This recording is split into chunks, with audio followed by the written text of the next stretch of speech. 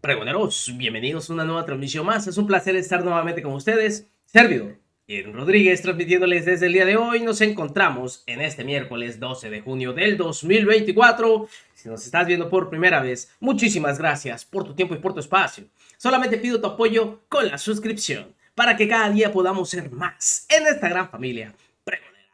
Señores, pues simplemente Lorenzo Córdoba sigue dando de qué hablar y sigue poniendo simplemente a llorar a toda esta oposición. Y aunque en esta entrevista argumentó que votó por Xochitl, porque así lo van a escuchar ustedes entre líneas, dice que hay que aceptar, en pocas palabras, que les dieron en la M mayúscula, pero como es su estilo, queriendo también atacar a este gobierno, porque le dolió, también le dolió este golpe de realidad que le dio la ciudadanía este 2 de junio. Aunque sabíamos que ellos estaban alegando que la gente estaba con ellos, porque cuando surgió esta marea rosa, decían que era apoyo a la democracia, a esa institución, y que todos ellos lo avalaban. Después de estos resultados, toda esa marea rosa se volcó en contra del INE. ¡Ah! ¡Qué caray, ¿verdad? ¡Qué incongruencia! Pero vean ustedes, y como dicen en este comentario, a ver, mis molleritas sumidas, digo, está fuerte, ¿verdad? Pero pues así se expresan. Escuchen al que ustedes han considerado por mucho tiempo como el padre de la democracia. Aquí Lorenzo Córdoba les explica con peras y manzanas la diferencia entre una elección de Estado y una elección democrática, como la que hubo el pasado 2 de junio. Y también cómo es que la coalición Sigamos Haciendo Historia ganó legítimamente la mayoría calificada en el Congreso. Porque esa fue la voluntad soberana de la mayoría del pueblo de México. Aunque ustedes antidemócratas no les guste el resultado y quieran cambiar las reglas que ustedes mismos legislaron y que no quisieron cambiar con la reforma electoral que propuso el presidente Andrés Manuel López Obrador. Ganamos la elección con sus reglas y aún así arrasamos. Porque esto decía Lorenzo Córdoba. Primero, cuando decía que él tampoco está contento con este resultado, en donde pues se entiende que votó por Xochitl Gálvez.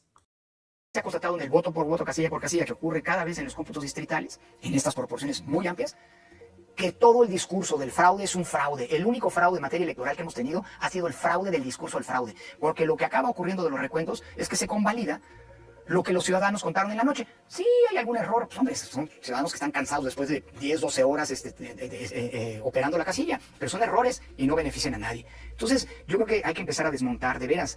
Pueden no gustarnos los resultados. A mí no me gustaron, y lo digo con toda franqueza. Pero, pues hombre, si somos democráticos, no podemos recurrir a los argumentos de los que no son demócratas para descalificar lo que no nos gustó. Y lo que vimos ahora de lo que no nos está gustando, y hay que asumirlo, es la voluntad mayoritaria expresada en las urnas. Ahora, ¿no te Ahí está.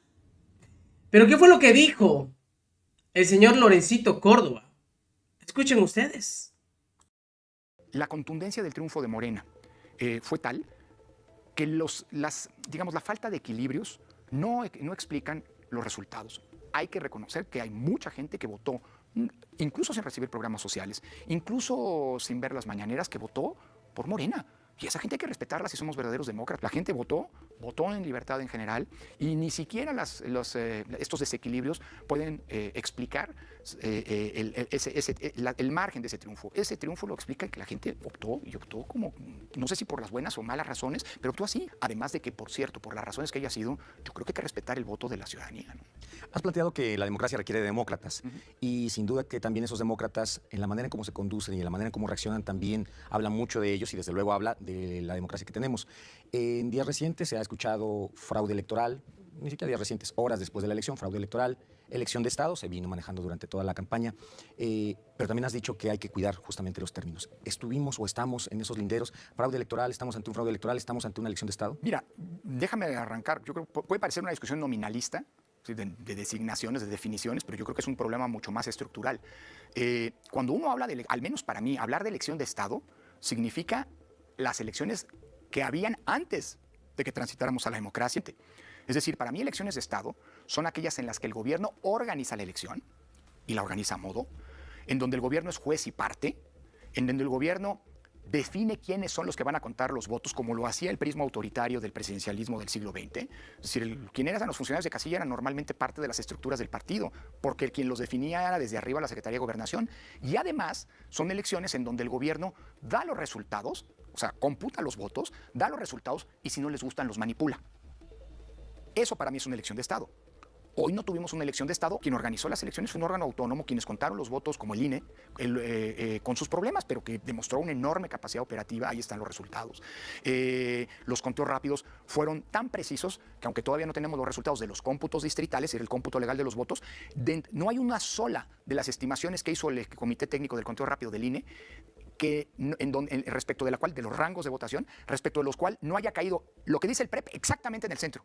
Es decir, todo lo que dijo el PREP coincide exactamente y valida lo que dijeron los conteos rápidos. Y estoy seguro que en unos días va a volver a validarlo también los cómputos distritales. Es decir, todo eso nos habla de que no hubo una elección de Estado organizada por un órgano independiente. Fraude para mí es cuando los votos se manipulan en el sentido de que se cambian, los votos emitidos en las urnas se cambian para que los resultados sean distintos al sentido, a la voluntad de los electores. Y eso, perdón, no pasó. Y hay que reconocer una cosa. La mayoría de la gente está conforme con el estado de cosas actual.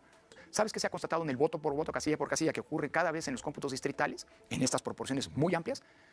Que todo el discurso del fraude es un fraude. El único fraude en materia electoral que hemos tenido ha sido el fraude del discurso del fraude. Porque lo que acaba ocurriendo de los recuentos es que se convalida lo que los ciudadanos contaron en la noche. Sí, hay algún error. Pues, hombre, son ciudadanos que están cansados después de 10, 12 horas operando la casilla, pero son errores y no benefician a nadie. Entonces, yo creo que hay que empezar a desmontar, de veras.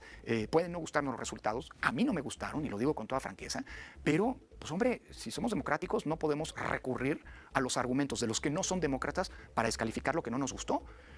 Y lo que vimos son lo que no nos está gustando, y hay que asumirlo, es la voluntad mayoritaria expresada en las urnas. En la Cámara de Diputados, Morena, el PT y el PVM obtuvieron para la votación de diputados el 54.23% de la votación. Pero resulta que con las estimaciones que sabemos de los cómputos, de los conteos rápidos, van a tener estos tres partidos un número de diputados que va entre el 69.2 y el 76%.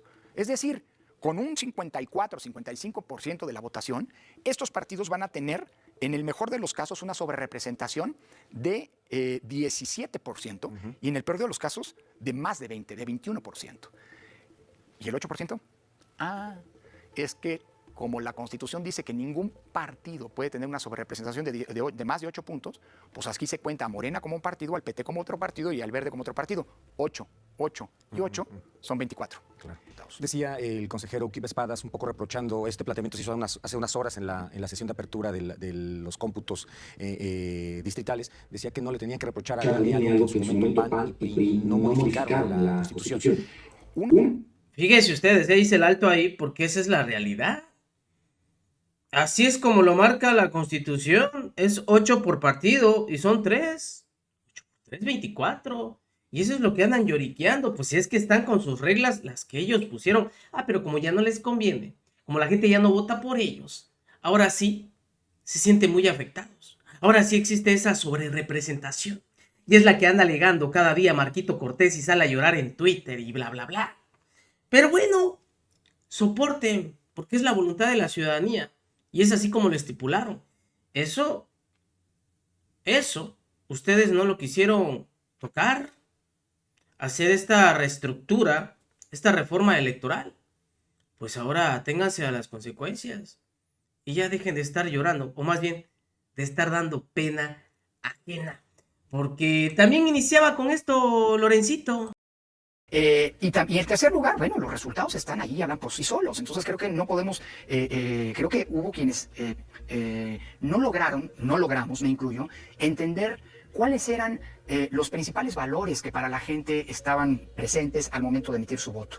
Y aunque claramente hubo quien planteó una opción de desmantelamiento institucional, el llamado Plan C, y ese se colocó en el centro de las campañas electorales, pues la gente tiene muchas otras prioridades, no necesariamente la de mantener las instituciones de la democracia. Y creo que eso es importante para el análisis a futuro. Ahora, lo segundo no explica lo tercero.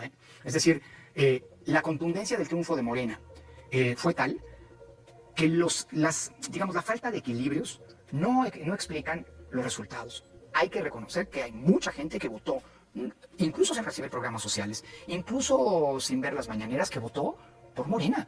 Y esa gente hay que respetarla si somos verdaderos demócratas. Es decir, no se puede decir que quienes votaron por una... No caigamos en el mismo juego que utilizó en el pasado Morena. Es decir, en 2012 pues, López Obrador dijo que había 3,5 millones de votos comprados, justo los que eran la diferencia entre su votación y la de Peña Nieto. No.